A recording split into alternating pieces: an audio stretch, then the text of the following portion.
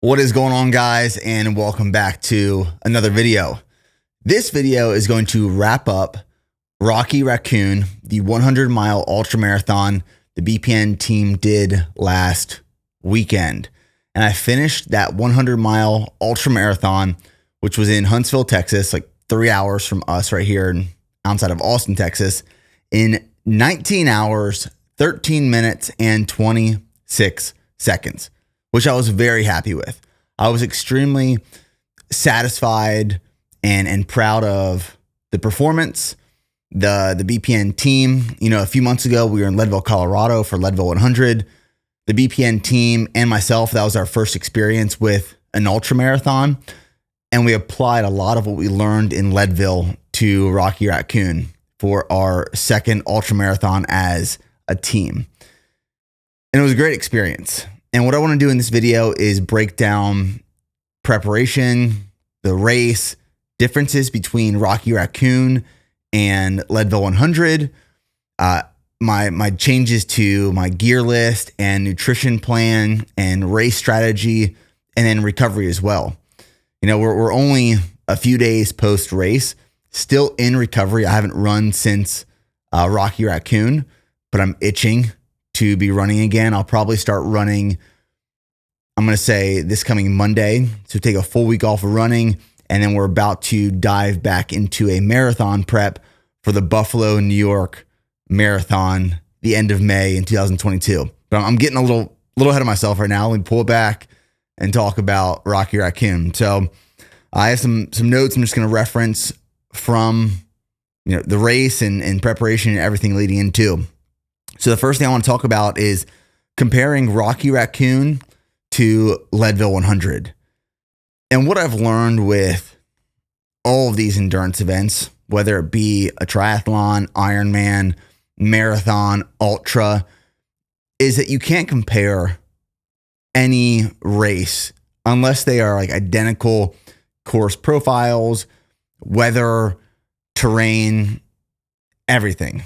You know, like Leadville 100 being my first ultra marathon was a very humbling experience for one.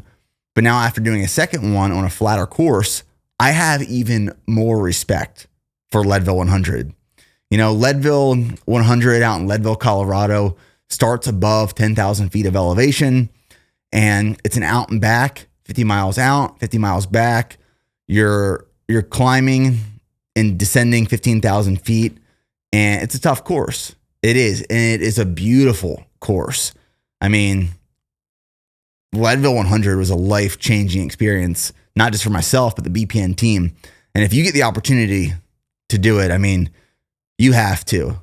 That terrain, the Rocky Mountains, the energy of that race, the town of Leadville, it's beautiful. Absolutely beautiful. But then comparing that to Rocky Raccoon, which was in Huntsville, Texas, like I said, it's like 3 hours from us here. Elevation is not an issue. It's what we're at here in Texas. Like right now, based off my watch, I'm sitting at about 712 feet of altitude. So there's a big difference there. Rocky Raccoon was a 20-mile loop that you did 5 times. Small changes in elevation, but I think it was like maybe 3,000 feet of gain and loss over the 100 miles. And it was flat. You know, it was technical. There were a lot of routes. There were a lot of routes on that course. That was the hardest part to navigate, I'd say. But overall, I could move pretty quickly. And I know Rocky Raccoon is one of those races that people do to set PRs. And it was a quick race. Weather-wise, it was cold. You know, we started the race at probably 30 degrees and it got up to maybe 55 degrees during the day. And then at night dropped back down to, you know, in the 30s, which wasn't necessarily an issue for me. I think the crew and the team and the media and marketing departments were colder than I was out on the course. I was able to just wear like a cutoff most of the time and be comfortable. And then in, you know, comparing it to Leadville, there were a lot of changes in weather in Leadville. You know, we started, it was cold. During the day, it got really warm. At night, it got freezing. We saw hail. rain, blue skies, clouds. I mean, it was a lot of changes. But that's kind of compare Leadville 100 and Rocky Raccoon. I say compare, but I don't think they're even comparable. Two completely different races. And you can tell based off my times. Leadville, I was 27 hours and something minutes. And then Rocky Raccoon, 19 hours, 13 minutes. Huge difference. Some of that I will say was preparation for the race, but a lot of that was terrain, altitude, elevation, gain, loss, all of that, accounted for. So if you are signing up for your first ultra, or you want to sign up for an ultra to set a PR, I do recommend looking at the course profile, where it's located based off of where you live and what you're acclimated to. How technical are the trails? Do you have access to technical trails to train on? Just considering all those factors and then choosing a race based off of all of those factors and then training for that, or what you're able to train for. I did want to talk about recovery, comparing Leadville and Rocky Raccoon. I was crushed after Leadville. I mean, crushed. And I think the altitude and changes in elevation had a lot to do with that. For days, I felt it in terms of central nervous system, legs, feet, blisters, toenails all ripped off, like having trouble walking. After Rocky Raccoon, I felt like I recovered pretty quickly. As soon as the race was over, I could tell a huge difference from finishing Rocky compared to Leadville, where I just felt more fresh after Rocky. And at the end of this video, I'll tell you a story of what happened after the race. But at this point, it's Thursday. We finished the race Sunday morning. I'm feeling good. Not good enough to run yet, but I'm feeling really good. So recovering a whole lot faster. And I think the course profile and altitude and elevation has a huge impact on recovery for a race like that, especially over 100 miles. Now, talking about Rocky Raccoon prep, and I kind of want to compare this prep to Leadville prep as well. For Rocky Raccoon, I hired Zach Bitter as my coach to plan out all of my training. For Leadville 100, I kept volume actually fairly low for an ultra, and here's why. I was coming off of a 6-month triathlon prep, deep into prep with a lot of volume. And to be honest, I didn't plan on going right into an ultra prep after that 6-month triathlon prep. But I put my name in the lottery for Leadville 100 and I was selected. And I told my wife, Steph, I said, hey, if I'm selected for Leadville 100, I have to race. I can't turn down this opportunity. So we went right from a 6-month triathlon prep into Leadville prep for an ultra, and I decided to keep volume lower just because my body was pretty beat down. Going into Rocky Raccoon, I was feeling fresh. I was feeling pretty good considering coming off of Leadville. But I hired Zach Bitter as my ultra coach, and we got volume up a lot higher than it was for my Leadville prep. If you follow me on Instagram or you followed some of the videos on YouTube, there were multiple weeks throughout the prep where I was doing 30-mile runs on Saturdays or Sundays and pretty comfortably. Like, I wasn't super taxed after those 30-mile runs. I could take the next day off and then jump back into training for the week. And mileage was getting close to around 100 miles a week at its peak. So that was one change we made for Rocky Raccoon prep, is we got volume in terms of time on feet and mileage a lot higher than Leadville 100 prep. So it's one big difference we made. And Zach was a great coach. His program was amazing. If you guys are looking for an ultra marathon prep program or coach, I highly recommend Zach Bitter. He actually, I believe he still does, or at least at some point he had the PR, the course record at Rocky Raccoon. I believe it was like 12 hours or something. Could be off, but I know he held the record at some point. He might still hold that record. So Zach is just a super talented ultra marathon runner, especially at the 100-mile distance. Some other differences going into this prep, Rocky Raccoon. One, life is a lot crazier at this point. BPN, the business has grown a lot, and we're implementing a whole bunch of new systems and infrastructure. We've hired a lot of new employees, and we have some big initiatives and projects we're currently working on. So time for work has definitely increased dramatically, which didn't affect my training physically. I was still able to complete all my training runs in the mornings, in the evenings, and the weekends. However, mentally, I was more focused on business than the ultra. And I want to caveat to that. I don't say I wasn't focused on the ultra. I knew my training for the day. Zach sent it to me. I looked at my notes in the morning, knocked out what I had to do for that day. And that's like the last time I thought of the ultra during training. And then I went into work and worked. And, we're pregnant right now as well. We have a baby girl coming this July. So that's been a big focus of my life as well.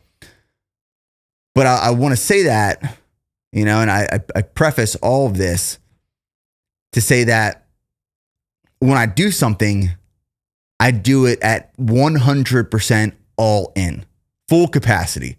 That's how I've done everything in my life, and I always will. That was the same thing for this ultra. But the only moment I was thinking of that ultra was during my training and while I was running, which was really nice because, based off of Zach's program, I could look at it. I knew what I had to do. Once training was done, that part of my brain flipped off. Business, personal life, marriage, baby coming, that part of my brain switched on. And in the morning at 5 a.m. when I woke up, training switched back on. And then around 7 a.m. when the run was done, boom, that part of my brain shut off. So I really divided my time. I prioritized my time, my responsibilities. And then when I was doing what I had to do for that specific allocated time for either my training or work or baby bear or my wife, I was focused on that, truly focused on that. And then, looking at Leadville, because that was my first ultra ever, it did consume my brain more than just while I was training. It did throughout the day and at night and when I was on dates with my wife and all the time. But what I realized, Leadville being my first ultra, I over prepared because I didn't know, I didn't know what I was getting myself into. So when I started packing things and preparing things, I had 2, 3, 4, 5 extra sets of everything. I had like 4 duffel bags that I packed. I had 3 Salomon vests just in case 2 broke on the course. I had literally extras of everything. I over prepared, I over prepped because I wanted to make sure I didn't run out of anything. What I realized during Leadville is I didn't touch 90% of that stuff. So when I packed for Rocky, I really just packed the bare minimum of what I needed. And that was a whole lot less. It all fit into one duffel bag so that the crew could just carry that duffel bag around on their shoulder to wherever they needed to go to meet me at certain checkpoints. I packed very minimal for Rocky Raccoon, which worked out in my favor. And I still didn't touch probably 3/4 of what I packed. So those are some of the things that I really changed for Rocky. And just to kind of summarize, training volume in terms of time on feet and total mileage was a whole lot higher for Rocky as opposed to Leadville. So much more was going on in my life in terms of business and personal life where it allowed me to train my mind to really block off my time. Like in the morning, training is where I'm focused on training. When training's done, that's when I'm focused on work. When work's done, that's when I'm focused on family. When I go to sleep, I wake up, Same thing the next day. And I got really good at blocking off time and being mentally and physically focused where my feet were in that moment of time. And that was really powerful for me. And then just packing in terms of gear and nutrition and equipment, I packed a whole lot less because I realized I needed a whole lot less. I look back at like when I was packing my bags for Leadville 100, and it's actually humorous how much I packed and how much I bought and how much I prepared for, which, I mean, you can never be too prepared. But it's just funny what you learn from just one race to the next. And you'll learn a lot. I will say that. So going into race day, let's talk about the actual race recap. So Huntsville, Texas was where the race was. We had 2 people on the BPN team that were running Rocky Raccoon. I did the 100-miler. Jordan Utter, who's our media director, he did the 100K, which is about 60 miles. So we were both running Rocky. I didn't see Jordan on the course at all. But when we went to Leadville, we got there like 8 days early because we were going to try to acclimate to altitude, which didn't happen by any means. I'm pretty sure you need to be out there like weeks or months ahead of time to get any sort of acclimation to altitude and elevation. But for Rocky, you know, the race was Saturday. We drove in Friday. Drove in, got to our Airbnb, checked in for the race, went back to the Airbnb, rested, woke up, and then went to, you know, the course start point. This starting point was a little different. You know, like I mentioned, it was a 20-mile loop, did it 5 times. It was a rolling start. It wasn't like a shotgun start. I actually like the shotgun start. Like Leadville was a shotgun start. Energy was high. Everyone was in the crowd. Gun goes off and everyone just rolls out. But for Rocky, you had like a 30-minute window of when you could start. So some people started at 6 a.m., 7, or 8 a.m. And my allocated time based off of when I signed up, I could start between 7 and I believe it was 7:30 a.m. Central Standard Time on that Saturday. So got to the race. It was cold. I still wore shorts because I know if I wear like tights or anything, if I wear tights on a run, it's got to be like 5 degrees. Wore shorts, wore a 3/4 zip, wore a Patagonia puffy jacket, gloves, and I rolled out at 7 a.m. It was a very casual start. You know, it wasn't like racers go. It was just, all right, my watch says 7, so I'm going to roll out. And that's kind of just what happened. So my crew and our crew set up a permanent, station at the start and finish line. So I knew I was going to at least see the crew every 20 miles. And then the marketing and media team was bouncing all over the course to get video and photo. And we'll be releasing that video here in a few weeks. We had the same crew that was at Leadville 100 filming and documenting for Rocky Raccoon. So that was really cool just to see what they learned at Leadville and applying that to Rocky. As soon as I took off, I knew this was going to happen. I got really warm. Like I get warm so easy. If I'm running, I want to run in something minimal. And within the first 3 miles, I dropped my Patagonia puffy jacket and just wore my 3/4 zip and my gloves. And that's it over like shorts and my kit. I was wearing my same Solomon vest that I wore for Leadville. I was rocking the Hoka One One Speed Goats, same ones I wore for Leadville. What I was carrying on me to start is I wore my Solomon vest. I had a soft flask water bottle on my left, soft flask water bottle on my right. Each one of those had 2 scoops of G1M Sport and an extra scoop of electrolytes. So I had 40 grams of carbs and 1,200 milligrams of sodium in each bottle. And then I had 2 Spring Energy gels in my right pocket, 2 Spring Energy gels in my left pocket, and a field bar. And I had some salt tabs just for like emergency. like salt stick, salt tabs. That's what I started out with. And first loop, first 20 miles felt really good, really smooth until I sprained my ankle. So it was probably mile 15. And it's funny because it's whenever you're feeling really confident, you're running and you're feeling good and you're thinking, holy shit, I'm floating today. Like this is going to be a good race. And you get a little complacent. You get a little risky with some of the routes and what you're jumping over. And I'm cruising mile 15. And all of a sudden I hit this route because it's a very rooty course. There's roots everywhere. It's technical in that sense. And my ankle, and I have the weakest ankles. Every year I sprain an ankle. Every single year during every prep. In mile 15, I just hit this route and my whole ankle turned. And I stopped for a second and I couldn't put any weight on that ankle. And I was like, you gotta be kidding me. You gotta be kidding me. Mile 15 of 100 and I'm gonna sprain my ankle already.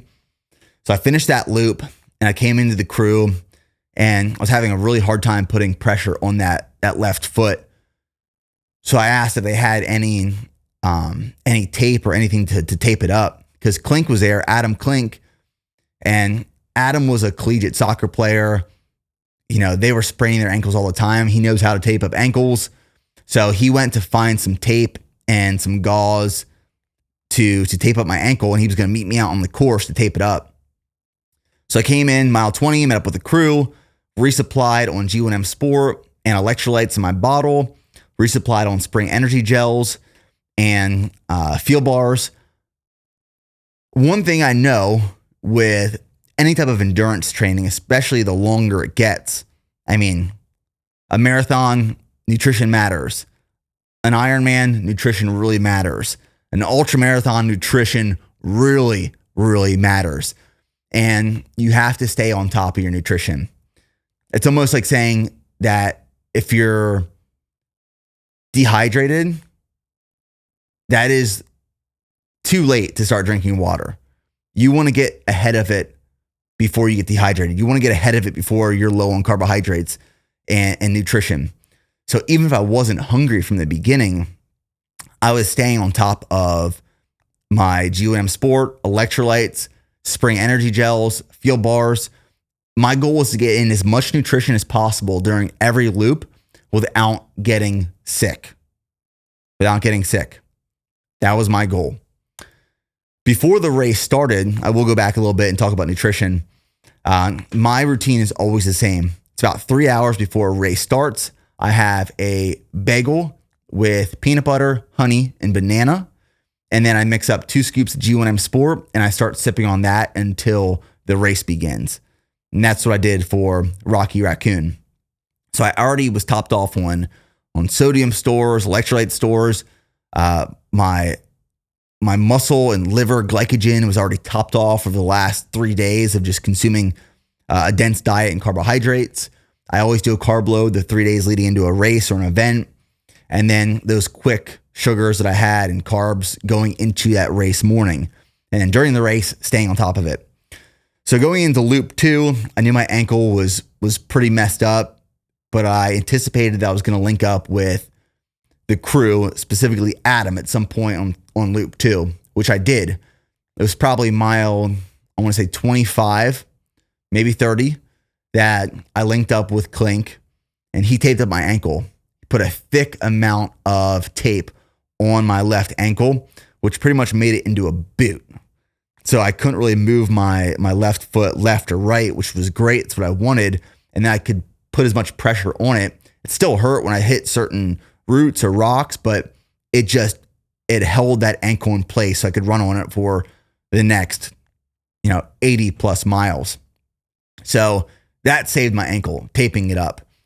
And then finishing loop 2, same thing. I stayed on top of nutrition, stayed on top of hydration, came in at mile 40. I believe it was mile 40. I think it was loop 2. I wanted to start adding some whole foods into my diet during the race. I was at every checkpoint having a peanut butter, honey, and English muffin sandwich to get some some actual nutrition that wasn't liquid carbs or gels in, because if you keep just staying on top of like G1M in gels for an entire race, you will get some stomach discomfort.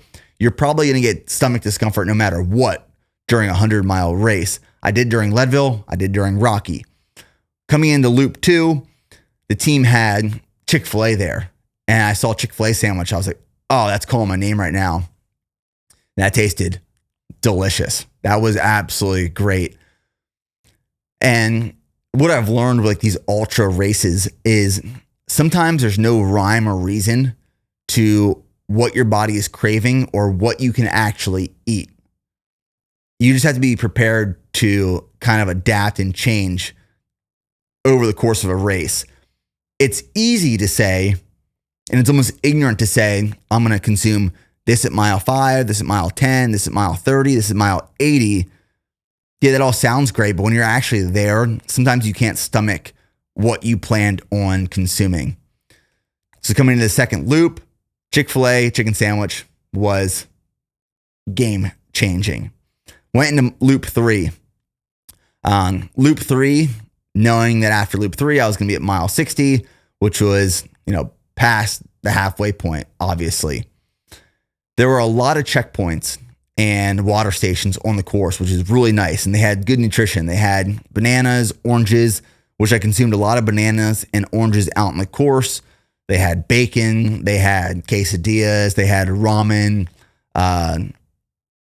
They had everything out in that course. But knowing my body, I knew early on that if I stayed with like bananas and oranges and maybe some small slices of peanut butter and jelly sandwiches at these checkpoints, water points, that's what I could handle.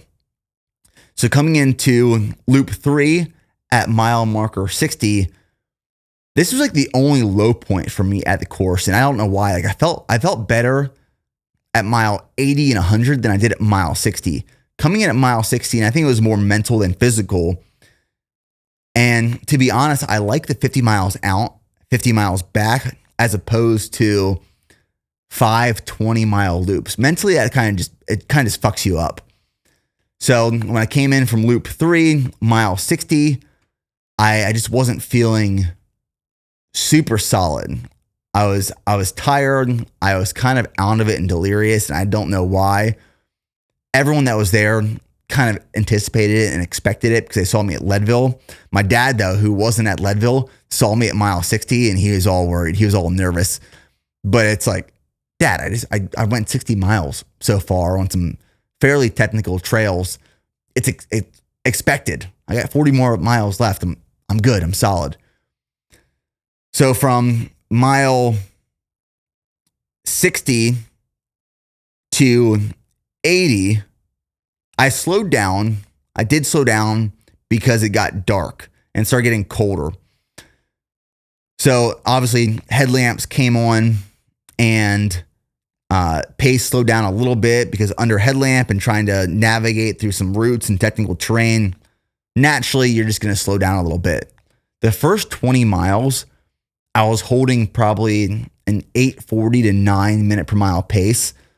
Spraining my ankle definitely slowed me down. It definitely slowed me down. So 20 to 40, miles 20 to 40, I would say I was holding a 10:30 to 11 minute per mile pace. And then 40 to 60, again, probably like 11 to 11:30 minute per mile pace. And then after that, I held maybe a 11:30 to 12. Overall, I believe my average minute per mile pace, I believe, was like 11 minutes and 15 seconds. That's what I think it was. But I did start getting some stomach discomfort between mile 60 and 80. And it's just expected on an ultra. You'll see people out on the course throwing up and darting into the wood line with diarrhea. And when you're trying to consume all these calories from different sources, being gels and powders and fruit and sandwiches and bars, and then you're trying to run 100 miles on top of that, your stomach starts getting weird. So I did start getting some stomach discomfort between mile 60 and 80, some slight diarrhea, that I was able to just go into the porta potty and use, which was fine. I didn't have to poop in the woods this time, like Leadville or anything. And then when I got to mile 80, back to the crew at the checkpoint, they had pizza there. And I was that like hit the spot. Pizza. And a lot of people will think ultra runners, you're eating so clean and so well all the time, but then you get down to a race and you're eating Chick-fil-A sandwiches and pizza. Like, what are you doing? But sometimes, like I said earlier, you don't know what your body's going to crave and what it can handle. And at this point in the race, mile 80, my stomach was hurting. I really didn't want to put any more, as I had to keep putting electrolytes into my body, but not an abundance of, because just like the salt will start getting to you. Sometimes the powders and gels, like I didn't use gels after mile 40. My stomach just couldn't handle those. And pizza, however, at mile 80 made my stomach feel really, really good. So I had 3 slices of pizza. I believe it was Papa John's they had, and man, that hit the spot. And then mile 80 to 100, while slow, I could still run a lot of the time. And this is one of the big differences between Leadville and Rocky Raccoon. With Leadville, I had to do a lot of hiking, a lot of walking, because you were climbing mountains at times. There was no way for me to run up these. So you are doing a lot of walking and a lot of climbing and hiking. With Rocky, because it is fairly flat, I was running pretty much the entire time. I would say Leadville, I ran 55% of the time. Rocky Raccoon, I would say I ran maybe 90% of the time, at least a jog. I was walking a little bit here and there, some hills, or when it got really technical. But if it wasn't technical and I was on a flat or a small hill or a decline, I was definitely running or shuffling. And it's one of those things during an ultra where that's like, for me, that's one of the biggest takeaways and the best parts is after a certain point, your body does not want to run anymore. Like, running is the last thing your body wants to do. And it's fighting you in every way, in every sense, not to run anymore. But mentally, you're forcing yourself to run. You're making yourself pick up your feet, shuffle, run, and just hold that. And that is one change I made and I was able to make in Rocky is whenever I had the opportunity to run, I ran. I walked as little as possible. And it was really just some uphills or very technical terrain. That was the only time I allowed myself to walk, or when I was getting nutrition and stopping at checkpoints and stuff like that.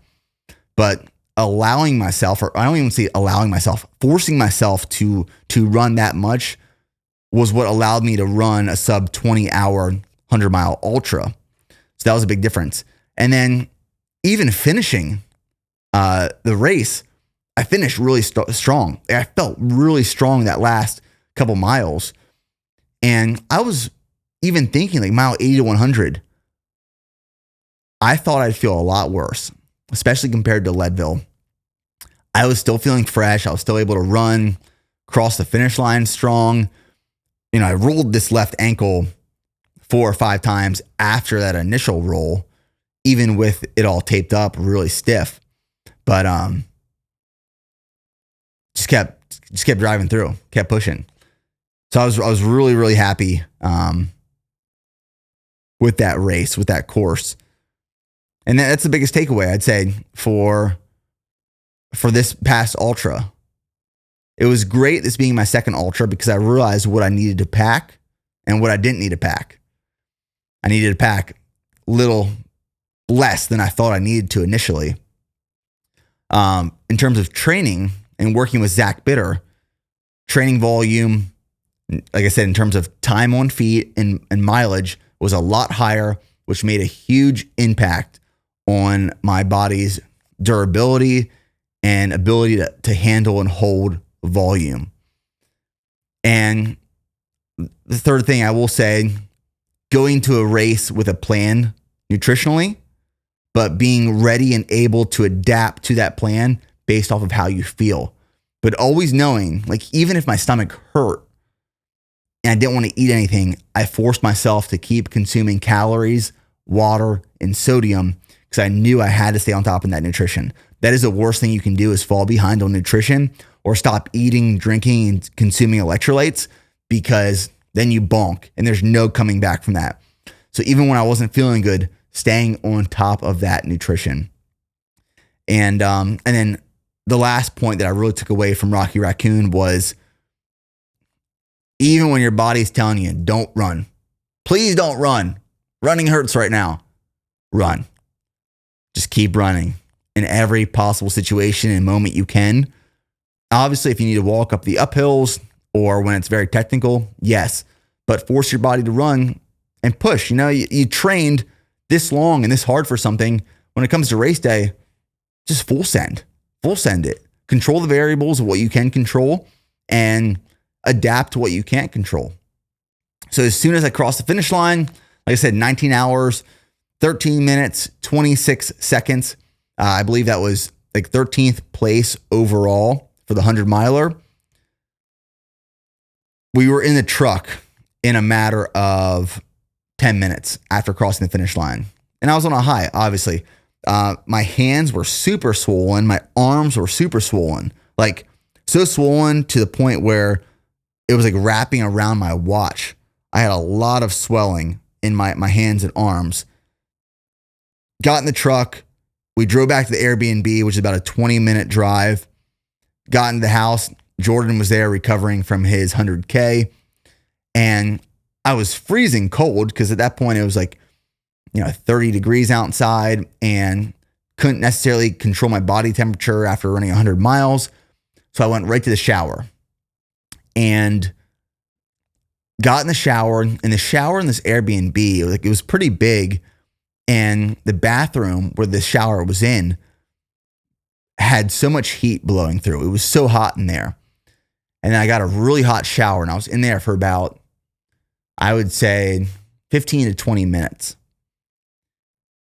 Just trying to wash up and relax and recover. And at this point, it was probably 3 a.m. in the morning. And all of a sudden, I got the same feeling that I had after Leadville, where I thought I was going to throw up. And I didn't throw up. And then all of a sudden, I started feeling myself spinning, like huge spins, and kind of like blacking out a little bit. And my first thought process was, I need to get out of the shower and I need to get to my bed as fast as possible. So that was my plan. Turned off the shower, didn't dry off, started making like a beeline to the bedroom in my bed. And Steph was on the bed, just like relaxing, getting ready to get in the shower after me. And after I stepped out of the shower on my way to the bed, everything blacked out. And what happened was, I was walking towards the bed. Steph saw me, and I was really dizzy, and I just collapsed on the floor, face down, butt ass naked. And I passed out, obviously. And I came to, and there was a towel over top of me. Someone's putting honey into my mouth, and the whole BPN team is behind me checking on me. And I guess what happened was, I'm assuming it was just like a shock to the body of going from cold after running 100 miles, being in this really, really hot shower, and whether there was a change in blood pressure or what happened, but I passed out. It was my first time ever passing out, and especially after a race. Came to, ate a bagel, drank some water, talked to the team a little bit. Steph was super worried. I knew I just passed out because, let's be honest, I just ran 100 miles, and then the shock to the body of the heat. Went to bed, woke up the next morning, good to go. Hopped in the truck, drove back to the Austin, Texas area, and started the recovery process. Lots of time off my feet, compression boots, sauna, Theragun, high quality nutrition, lots of water, electrolytes. Like, when it's time to recover, I'm ready to throw everything at it. to get back to training again. And that's where we're at right now. We're in the recovery process after Rocky Raccoon. So overall, I'm very happy with the performance. Definitely a different approach to Rocky Raccoon as opposed to Leadville 100. And there should have been. It was my second race. If I didn't take what I learned from Leadville 100 and apply those lessons to Rocky Raccoon, that would have been a failure on my part, a true failure. And this race was a success in that sense of taking what we as the BPN team learned in Leadville, applied that to Rocky. Working with Zach Bitter was a great experience as my ultra marathon coach. And with training volume being higher and building more durability in my legs, my body, we saw the result with a sub 20-hour ultra marathon at Rocky Raccoon. So I hope some of these lessons and experiences and race recaps provide some insight that you guys can apply to your next race or future races or preps, because these are things that I'm learning as I'm doing different types of events, being marathons and triathlons and Ironmans and ultras. They're all different in a sense. They're all these endurance events, but they all are unique and different. And every race and every course is unique and different, and you have to train differently for that unique and specific scenario and situation. So I want to say thank you. Thank you for all the support to myself, the BPN team. Congratulations to Jordan Utter for completing his first 100K at Rocky. Super cool to be out there on the course together. And it was really cool to see all the BPN go in more hats and apparel on and off the course in Huntsville, Texas. That's always the coolest thing to see. So I hope you guys enjoyed this video, little insight into what happened last weekend at Rocky, and then we will have the full video up here in a few weeks.